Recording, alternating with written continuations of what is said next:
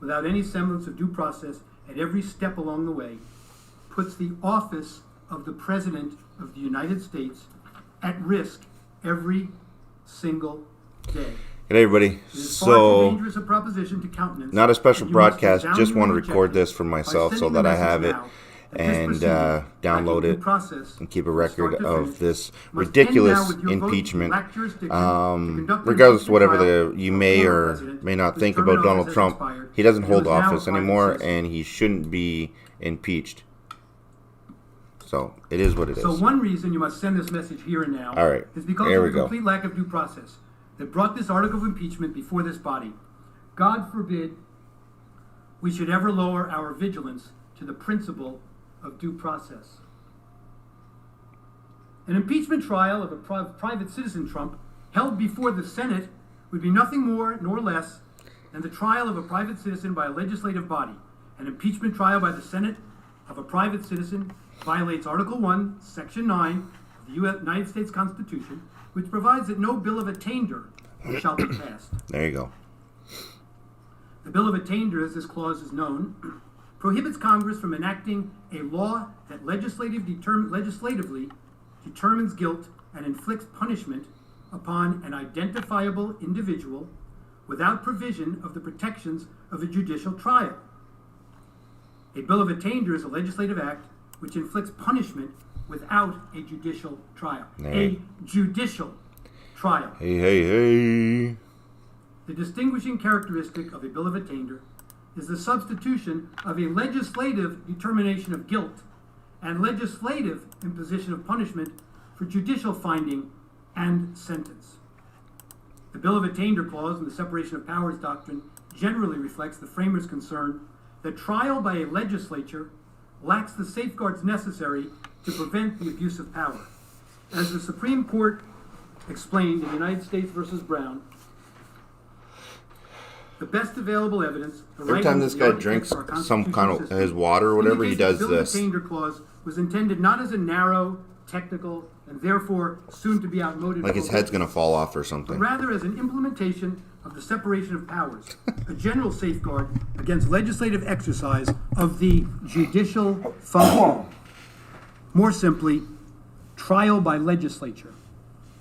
The bill of attainder reflected the framers' belief that the legislative branch is not so well suited as politically independent judges and juries.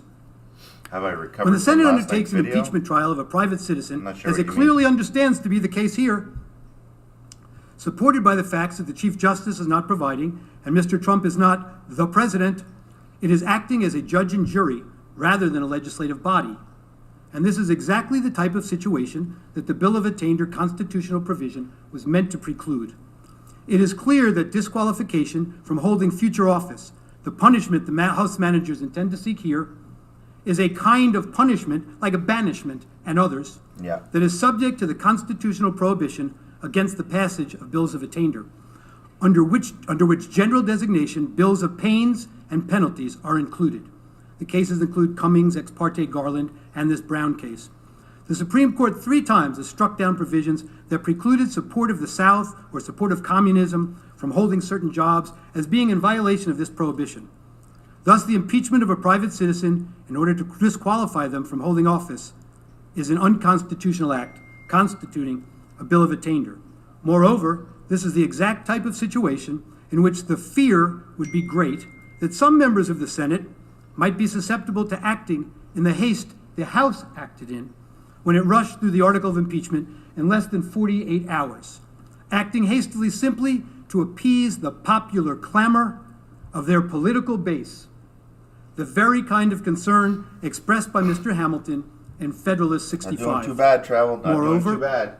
As Chief Justice Marshall warned in Fletcher versus Peck, it is not to be disguised that the framers of the Constitution viewed with some apprehension the violent acts which might grow out of the feelings of the moment, and that the people of the United States, in adopting that instrument, have manifested a determination to shield themselves and their property from the effects of those sudden and strong passions to which men and women are exposed. The restrictions on the legislative power of the states are obviously founded in this sentiment, and the Constitution of the United States contains what may be deemed a Bill of Rights for the people of each state. A lot going on, No but I'm state okay. shall pass any bill of attainder in this form. The power of the legislature over the lives and fortunes of individuals is expressly restrained. And so now let's turn to the text of the Constitution. Some mood lighting. Look, see? He holds his head. What's he hold his head for? Turning to the text of the Constitution is for many, of course, the most appropriate and the most important starting place for trying to answer a Constitution-based question. There are several passages of the United States Constitution that relate to the federal impeachment process. Let's turn to a reading of the text now. Clint, A what's true up? textual analysis, as the name implies, always begins with the words of the text and only resorts to Oh, legislative my history, camera keeps going. Yeah. history itself, if I the don't meaning of the text is not plain. If it doesn't see As my the Supreme face. Court has emphasized, statutory interpretation, as we always say, begins with the text. In interpreting the text, we are guided by the principle that the Constitution was written to be understood by the voters. Watch. Its words and phrases were used in their normal and ordinary, It goes as blurry. distinguished from technical meaning. And we must enforce plain and unambiguous statutory language according to its terms. If the president is impeached, the unambiguous text of the Constitution commands that the Chief Justice of the United States shall preside, as Yeah, we discussed earlier. because it's not seeing Again, my the Chief face. Justice is disinterested and nonpartisan. His presence brings dignity and solemnity to such a proceeding. Because I have the In this case, autofocus on. the Chief Justice clearly is not presiding, and the conflict of interest wouldn't necessarily just arise as a substitute for the Vice Maybe. President. It's the appearance of a conflict of interest and a conflict of interest and the prejudgment that we've discussed. You know that In this case, as we everything say, they're the Chief implying Justice clearly that is not Trump presiding. did, you know, they're The Senate President pro gonna temp is have presiding. to It appears that in the leader's answer view, for it. undoubtedly joined by other senators, this is permitted by the Constitution because the subject of the trial is a non-president. everything. As such, it is conceded, as it must be, that for constitutional purposes of the trial, the accused is a non-president. The role of the Senate, though, is to decide whether or not to convict and thereby But they're trigger gonna the have application to of Article 2, Section apply 4, these same rules, the regulations President, to their own people. Vice President, and all civil officers of the United States shall be removed from office on impeachment for, conviction of, treason, bribery, or other high crimes and misdemeanors. From which office shall a non-president be removed if convicted? He forgot the A non-president doesn't hold an office, therefore So cannot true. be impeached under this clause, which provides for the removal from office of the person Hey, under Clint, the how you impeachment doing? attack. The House managers contend that the fact that the Chief Justice is not providing does not impact the constitutional validity of this trial. Notably, they devote only a single paragraph of their trial memorandum to developments so significant that it prompted multiple senators to declare the entire proceeding suspect, with one going so far as to say that it crystallized the unconstitutional nature of this proceeding. And the single paragraph that the House managers do devote to the issue is entirely unpersuasive on the merits. The House Yeah, there's manager's a lot position of ignores trenches in traditional this chat. statutory canons of interpretation. It is well established that a term, as a matter of statutory interpretation, that a term appearing in several places in a statutory text is generally read the same way each There you time go, it Ashley. appears. This presumption is at its most vigorous when a term is repeated within a given sentence. Additionally, the court in at least one instance has referred to a broader, quote, established canon, that similar language contained within the section right. of a statute Thanks, Neil. be accorded a consistent meaning. I know this is a lot to listen to at once, a lot of words, but words are what make our Constitution, quite frankly, and the interpretation of that Constitution, as you well know, a product of words. If the text, I'm gonna quote, Gorilla Glue the my President hair. of the United States, in the constitutional provision requiring the Chief Justice to preside, can refer only to the sitting president and not to former presidents, then the textual identification of the President contained in Article 2, Section 4, which makes the President amenable to impeachment in the first place, also excludes anyone other than the sitting President. In full, that sentence provides that, quote, the President, Vice President, and all civil officers of the United States shall be removed from office on impeachment for and conviction of treason, bribery, or other high crimes and misdemeanors. This is the substantive phrase of the Constitution vesting the conviction and removal power in the Senate, and it contains a clear jurisdictional limitation. The House managers do understand what the word president means for purposes of other constitutional provisions, and so they should understand this limitation as well. Only a sitting president is referred to as the President of the United States in the Constitution, and only a sitting president may be impeached, convicted, and removed upon a trial in the Senate. The President in Article 2, Section 4, and the President in Article 1, Section 3 identify the same person. If the accused is not the President in one, he is not the President in the other. No sound textual interpretation, I emphasize textual, no sound textual interpretation principle permits a contrary reading. In the words of the Supreme Court, it is a normal rule of statutory construction that identical words used in different parts of the same act are intended to have the same meaning. Unwittingly or unwillingly, as it may be, Senate Democrats, in their announcement that Senator Leahy is presiding, have already taken their position on this matter. The accused is not the president. The text of the United States Constitution, therefore, does not vest the Senate with the power to try him and remove him, a factual nullity. He can't be removed. Or disqualify him, a legal nullity, as if he were the president. House managers contend the Senate has jurisdiction over this impeachment because despite the fact that he's no longer the president, the conduct that the former president is charged occurred while he was still in office.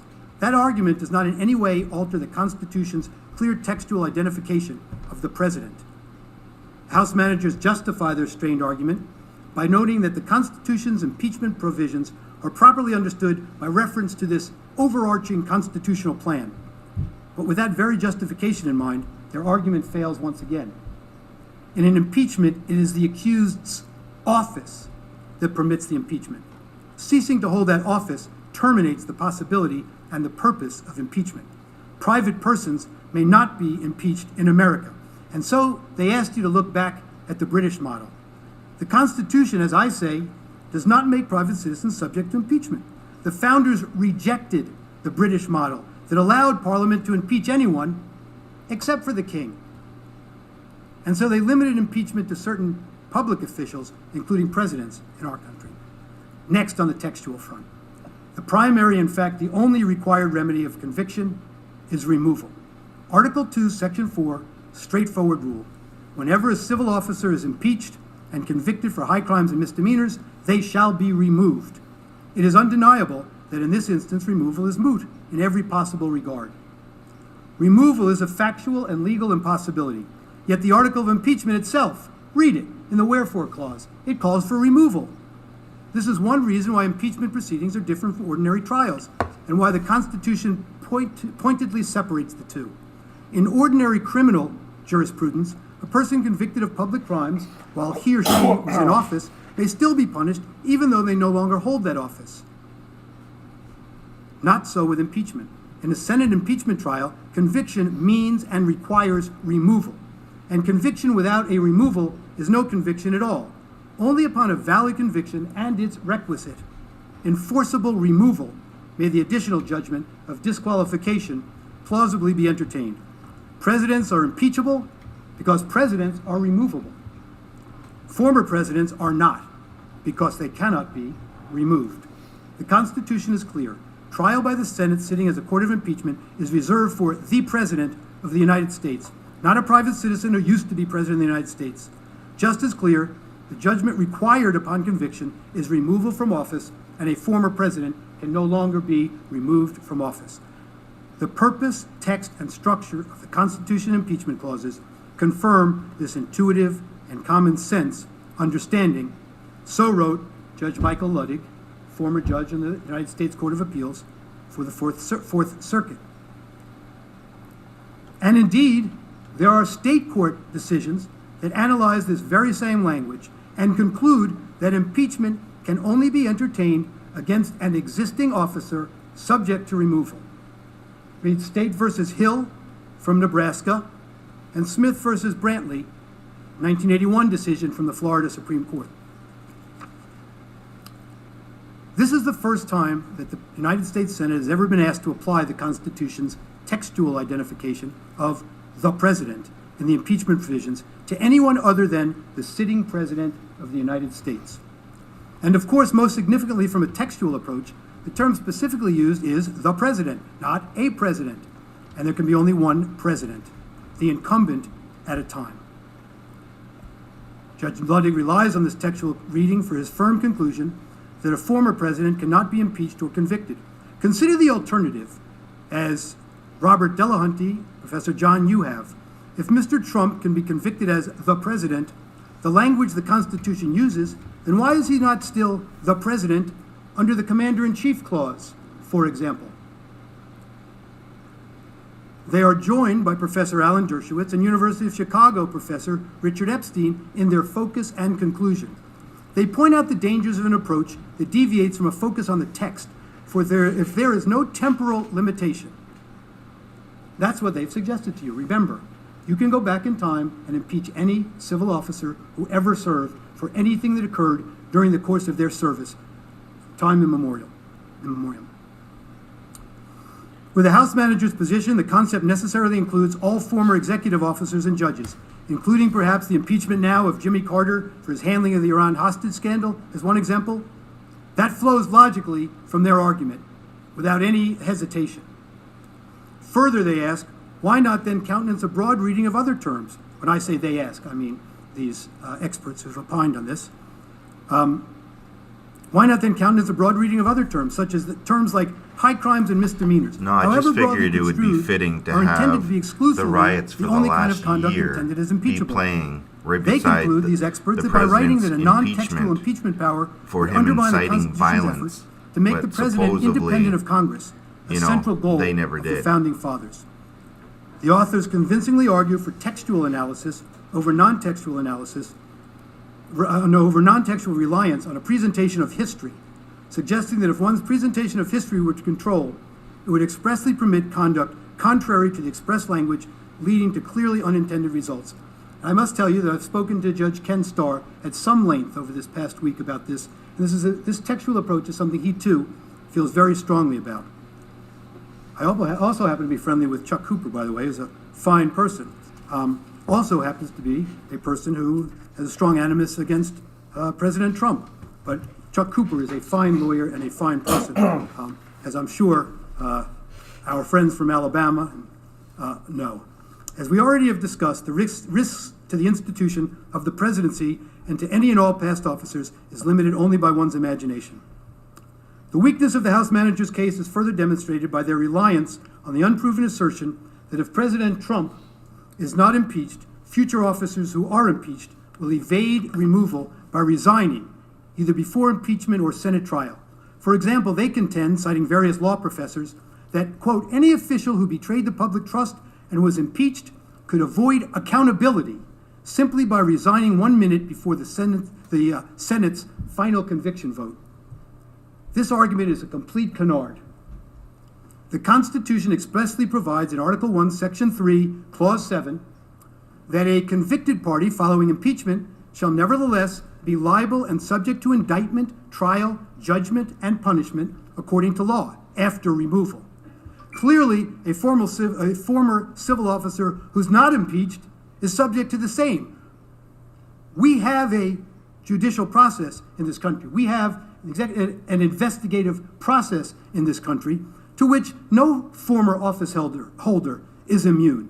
That's the process that should be running its course. That's the process the Bill of Attainder tells us is the appropriate one for investigation, prosecution, and punishment, with all of the attributes that branch.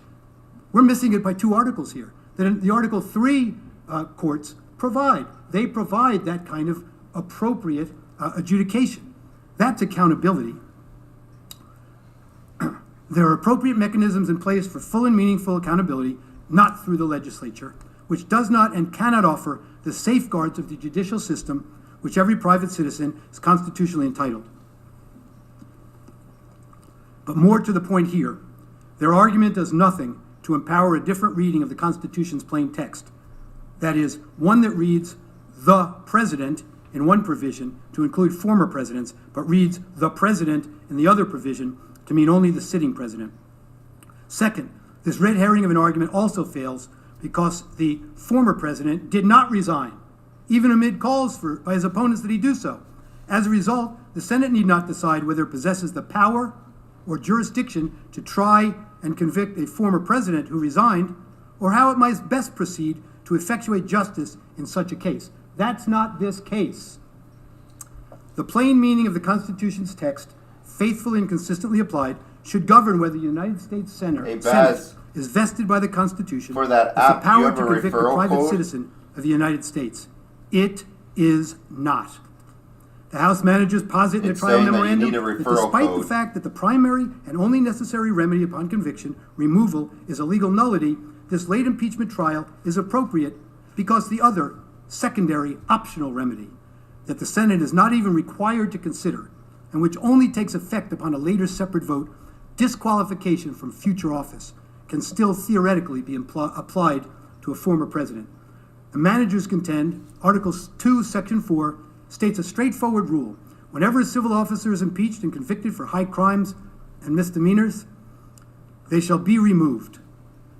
Absolutely nothing about this rule implies, let alone requires, that former officials who can still face disqualification are immune from impeachment and conviction. That's what they say. I told you that today.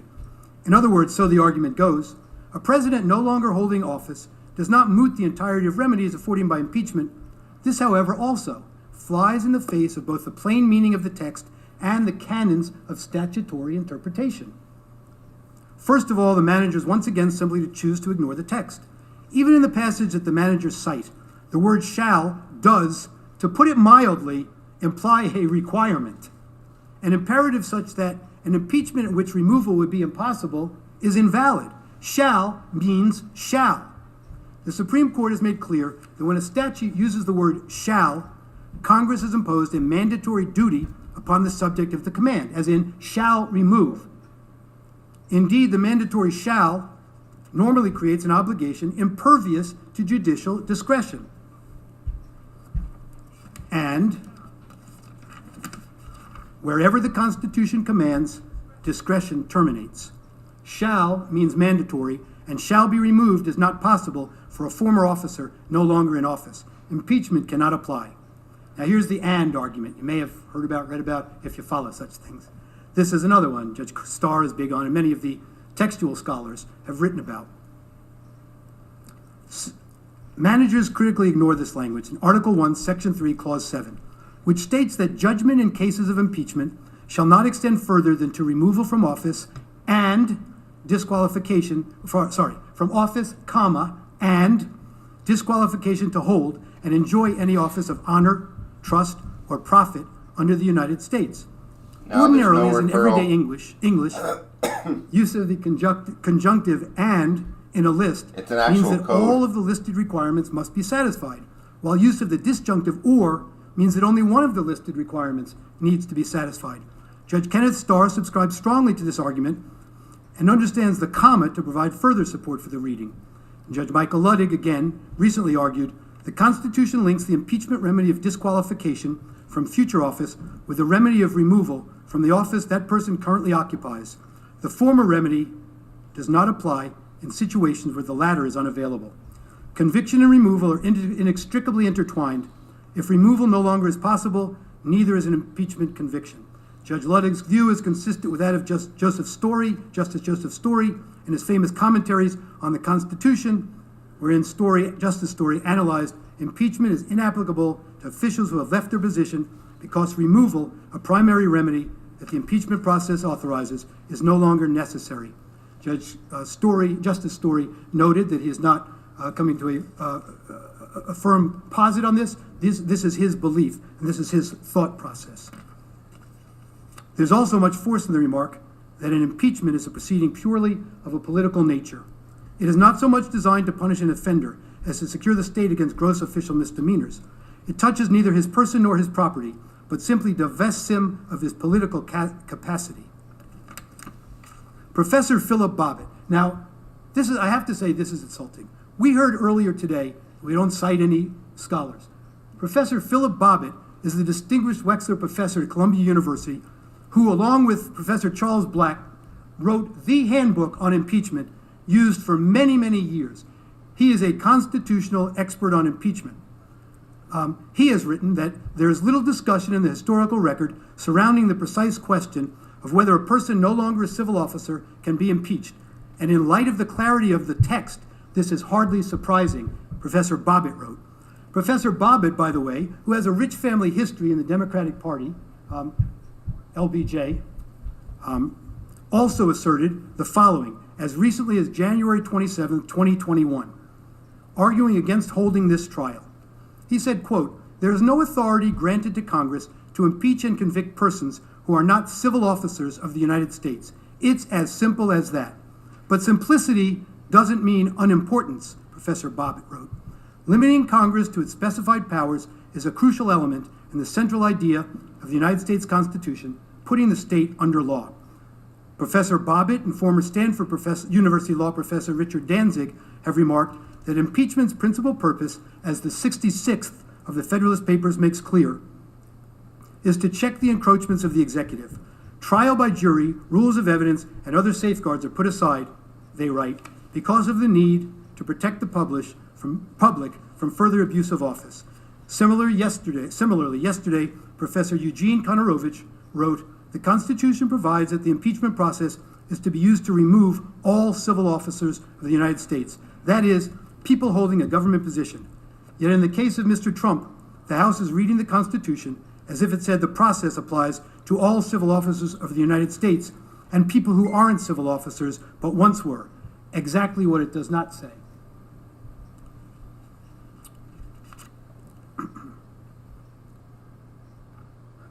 We've been told by the House managers about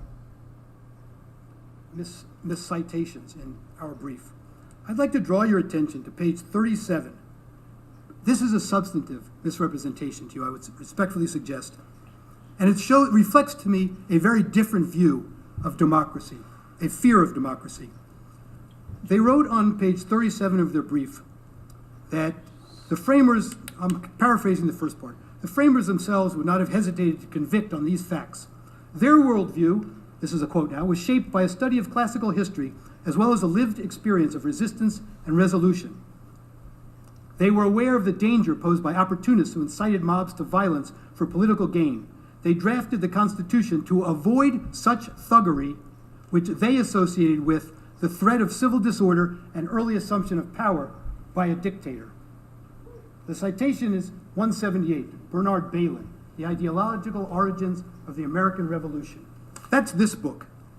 Professor Bailyn, when he gave this description of the threat of civil disorder and the early assumption of power by a dictator and thuggery, was referring to early colonists' view toward democracy. They feared democracy. That's what they call thuggery. Democracy, because it's an elitist point of view, an elitist political point of view. We don't fear democracy, we embrace it. In summing up, let's be crystal clear on where we stand and why we are here. The singular goal of the House managers and House leadership in pursuing the impeachment conviction of Donald J. Trump is to use these proceedings to disenfranchise at least 74 million Americans with whom they viscerally disagree, and to ensure that neither they nor any other American ever again can cast a vote for Donald Trump. And if they convince you to go forward, their ultimate hope is that this will be a shot across the bow of any other candidate for public office who would dare to take up a political message that is very different from their own political point of view as the direction in which they wish to take our country. Under our Constitution, this body in the impeachment process must never be permitted to be weaponized for partisan political purposes.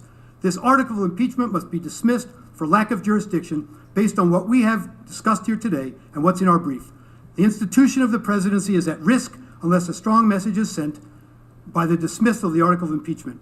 Before we close, I want to leave you with two thoughts. One was expressed by Abraham Lincoln. He comes to mind first because of the way in which our nation is now divided. We must learn from his times. He had a simple but important message about the paramount importance of doing what is right. Mr. Lincoln said, stand with anybody that stands right, stand with him when he is right, and part with him when he goes wrong. In both cases, you are right. In both cases, you oppose the dangerous extremes. In both cases, you stand on moral ground and hold the ship level and steady. In both, you are national and nothing less than national. And the second message is from one of Mr. Lincoln's favorite poets, who wrote in 1849 at a time fraught with division and risk for even more. The message from that other time of division is a call for hope and unity to bring strength It has special meaning today. Poet Longfellow wrote, Sail forth into the sea, O ship, through wind and wave, right onward steer. The moistened eye, the trembling lip, are not the signs of doubt or fear. Sail forth into the sea of life, O gentle, loving, trusting wife, and safe from all adversity, upon the bosom of that sea, thy comings and thy goings be. For gentleness and love and trust prevail o'er angry wave and gust, and in the wreck of noble lives, something immortal still survives. Thou too sail on, O ship of state, sail on, O Union, strong and great. Humanity with all its fears, with all the hopes of future years, is hanging breathless on thy fate. We know what master laid thy keel, what workman wrought thy ribs of steel, who make each mast and sail and rope, what anvils rang, what hammers beat, in what a forge and what a heat were shaped the angers of thy hope. Fear not each sudden sound and shock. 'Tis of the wave, excuse me, 'tis of the wave and not the rock. 'Tis but the flapping of the sail and not a rent made by the gale. In spite of rock and tempest's roar, in spite of false lights on the shore, sail on, not fear to breast the sea. Our hearts, our hopes are all with thee. Our hearts, our hopes, our prayers, our tears, our faith triumphant over our fears, are all with thee, are all with thee.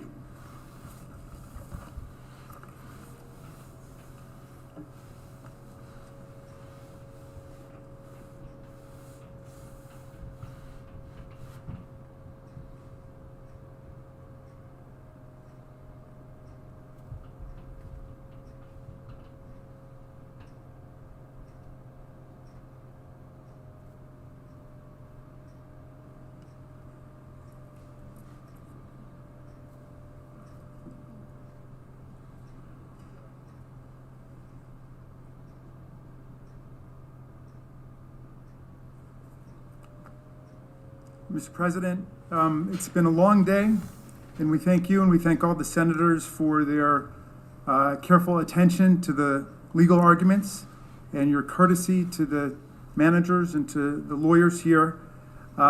This has been the most bipartisan impeachment in American history, and we hope it will continue to be so in the days ahead, and nothing could be more bipartisan than the desire to recess.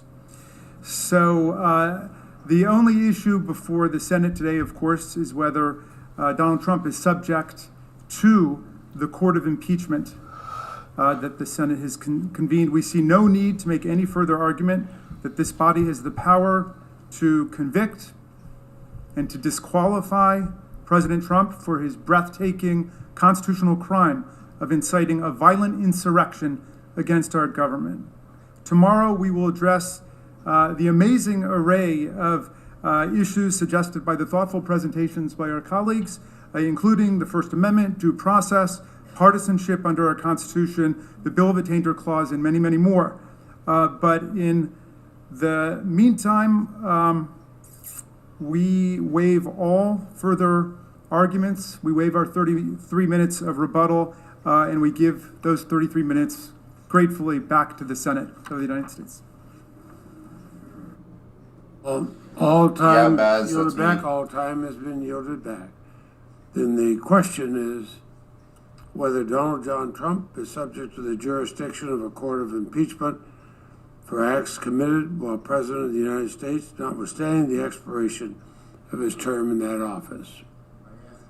Nays, Mr. President. Is there a sufficient second? There is a sufficient second, and the clerk shall call the roll. Ms. Baldwin. Ms. Baldwin, aye. Mr. Barrasso. Mr. Barrasso, no. Mr. Bennett. Mr. Bennett, aye. Mrs. Blackburn. Mr. Blumenthal. Mr. Blumenthal, aye. Mr. Blunt. Mr. Blunt, no. Mr. Booker. Mr. Booker, aye. Mr. Bozeman. Mr. Bozeman, no. Mr. Braun. Mr. Braun, no. Mr. Brown. Mr. Brown, aye. Mr. Burr. Mr. Burr, no. Ms. Cantwell. Ms. Cantwell, aye. Guys, is Mrs. this Capito. app run in the background? Mrs. Capito, no. Mr. Carden. Mr. Carden, aye. Mr. Carper. Mr. Carper, aye. Mr. Casey. Mr. Casey, aye. Mr. Cassidy. Mr. Cassidy, aye. Ms. Collins. Ms. Collins, aye. Mr. Coons. Mr. Coons, aye. Mr. Cornyn. Mr. Cornyn, no. Ms. Cortez Masto. Ms. Cortez Masto, aye. Mr. Cotton. Mr. Cotton, no. Mr. Kramer. Mr. Kramer, no. Mr. Crapo. Mr. Crapo, no. Mr. Cruz. Mr. Cruz, no. Mr. Daines. Mr. Daines, no. Ms. Duckworth. Ms. Duckworth, aye. Mr. Durbin. Mr. Durbin, aye. Ms. Ernst. Ms. Ernst, no. Mrs. Feinstein. Mrs. Feinstein, aye. Mrs. Fisher. Mrs. Fisher, no. Mrs. Gillibrand. Mrs. Gillibrand, aye. Mr. Graham. Mr. Graham, no. Mr. Grassley. Mr. Grassley, no. Mr. Haggerty. Mr. Haggerty, no. Ms. Hassan. Ms. Hassan, aye. Mr. Hawley. Mr. Hawley, no. Mr. Heinrich. Mr. Heinrich, aye. Mr. Hickenlooper. Mr. Hickenlooper, aye. Ms. Hirono. Ms. Hirono, aye. Mr. Hoven. Mr. Hoven, no. Mrs. Hyde-Smith. Mrs. Hyde-Smith, no. Mr. Inhofe.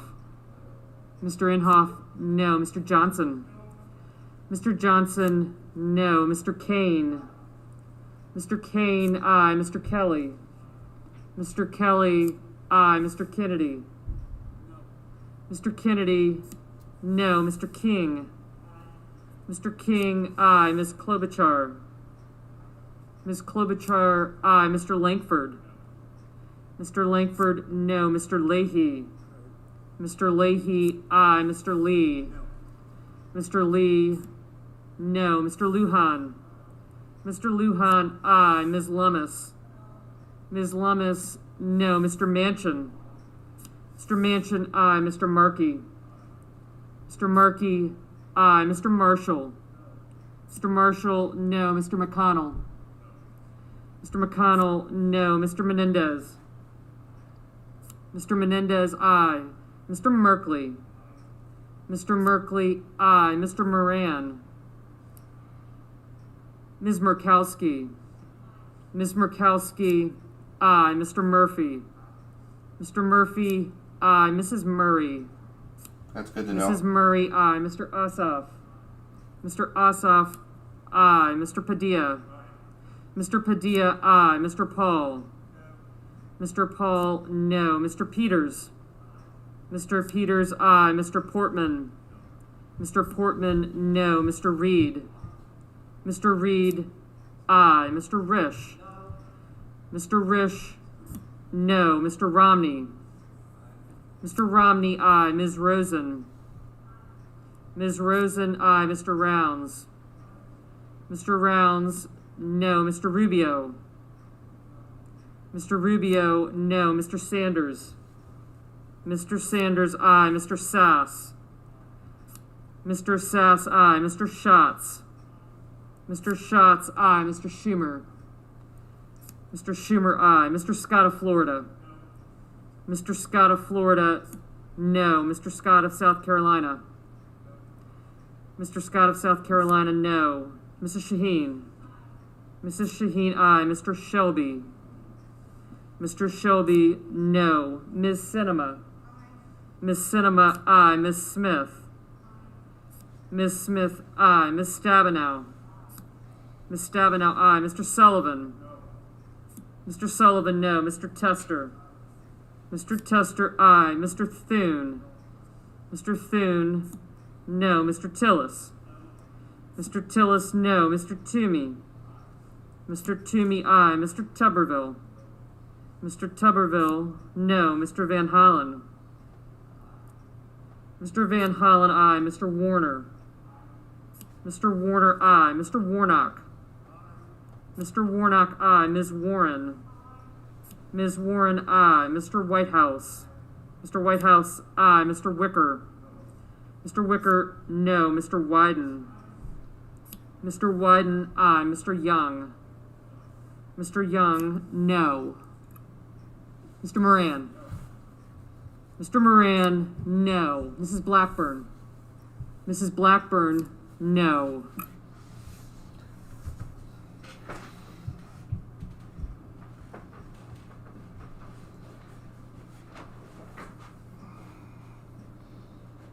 Crazy, crazy, crazy.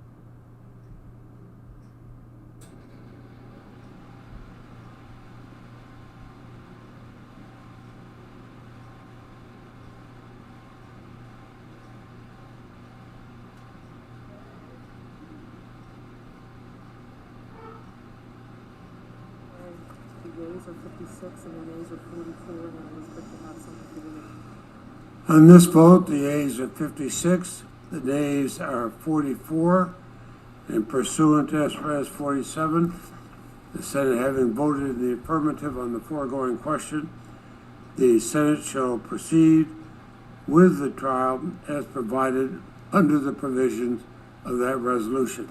Mr. President, Majority Leader. I ask unanimous consent that the trial adjourn until 12 noon tomorrow, Wednesday, February 10th, and that this order also constitute the adjournment of the Senate. Without objection, we shall stand in adjournment until noon tomorrow.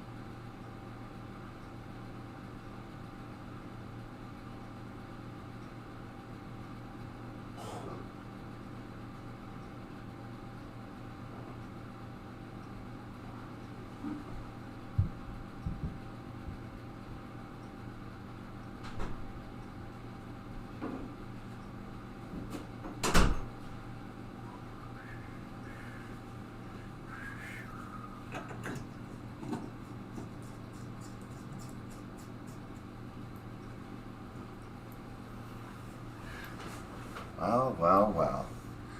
All right. So I guess that's that. I was going to get a tea. I come back and it's done. So what are they going to do? Just forget about, like, they're just saying no, yes. What did I miss at the end there? On this vote, the ayes are 56, the nays are 44, and pursuant to S. 47, the Senate having voted in the affirmative on the foregoing question, the Senate shall proceed with the trial as provided under the provisions of that resolution. What? Mr. President, Majority Leader. I ask unanimous consent that the trial adjourn until 12 noon tomorrow, Wednesday, February 10th, and that this order also constitute the adjournment of the Senate. Without objection, that we shall stand in adjournment until noon tomorrow. Well, ain't that stupid? So they're just gonna. I was playing around with one of the lights while all this had stopped. That's why.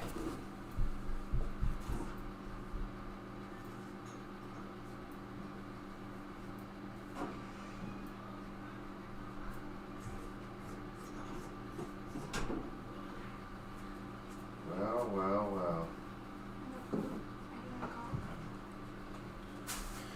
Alright guys, so I think what we're going to do is probably continue this live stream.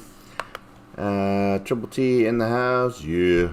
So I think what we're going to do is we're going to continue this live stream out on the road. So I'm going to shut down the stream and then fire back up another one while we're out driving around. I'm going to go get some things done and go from there. I can't believe that they're going to proceed with it. Proceed with the trial. It's so fucking ridiculous. All right, been listening. Larry B, how you doing? Strip joint in Wayne's basement. All right, guys. Wait, what are you doing right now? Preparing for Oh. my audition. Preparing for your audition? Yeah. All right. So I will. I got to give the room in the studio up to my daughter. So of course they will. What did you expect?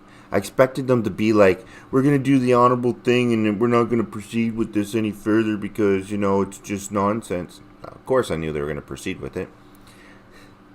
All right, Wayne. The dollar dances start at Wayne. Okay. All right, guys. So with that being said, there's 41 people in here and only 31 likes. I don't know what you guys need. Hit that thumbs up button. I'm ending the stream. Least you can do is hit the thumbs up button. It's free. Come on. All right. I'll see you very, very shortly. I'm gonna go live from the Batmobile. So I'll talk to you guys in a very, very, very short time. Smash it, like it, lick it, touch it. It's up to you. It's your case. Your life. Could you type your email ad TIA at Wayne? Type your email ad TIA. What do you mean at? It's watchwithwayne@hotmail.com. That's the email.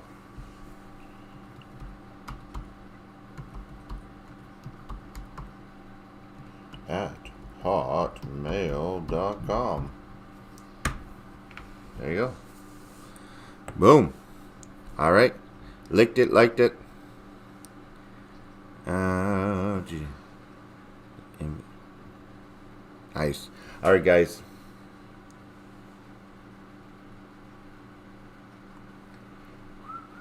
Be good.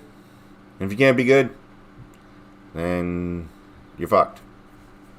All right. Be good. I'll see you guys very shortly from the vehicle. If you tune into that stream, that is. Later. Love yous.